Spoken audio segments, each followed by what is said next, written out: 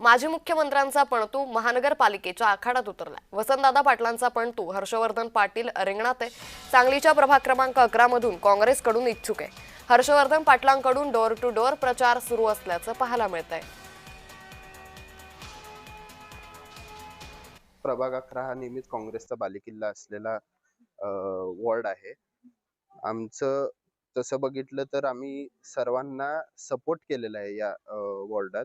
जे काही नगरसेवक झाले असतील आतापर्यंत आमची इथं कामं चालू होती, थोडं कमी प्रमाणात झालेत। यावेळेस मी स्वतः उभारलोय, त्यामुळे काय असेल ती प्रश्न आम्ही मार्गी लावायचं ठरवलेलं आहे। याच संदर्भात अधिक माहिती घेणार आहोत आमचे प्रतिनिधी दीपक चव्हाण यांच्याकडून। दीपक, वसंतदादा पाटलांचा पणतू हर्षवर्धन पाटील निवडणुकीच्या रिंगणात आहे, काय अधिक अपडेट?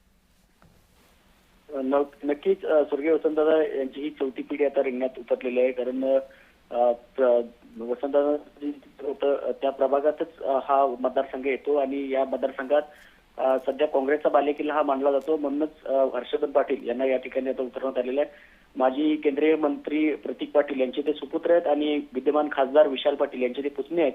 त्यामुळे या ठिकाणी ही लढत आता प्रतिष्ठेची ठरणार आहे। कारण हे पहिल्यांदाच निवडणूक लढवत आहेत आणि या बालेकिल्ल्यामध्ये आता बालेकिल्ला राखण्याच्या दृष्टीनं विशाल पाटील यांनी सुद्धा फिल्डिंग लावलेली आहे आणि घर टू घर प्रचारा माध्यमातून हर्षवर्धन पाटील यांचा जनसंपर्क हा वाढत चाललेला आहे। त्यामुळं आता या ठिकाणी हर्षवर्धन पाटील हे भाजपाच्या विरोधात टक्कर देण्यासाठी आपलं पॅनल घेऊन सज्ज झालेले आहेत। निश्चित, धन्यवाद दीपक, आपण दिलेल्या सविस्तर माहितीसाठी।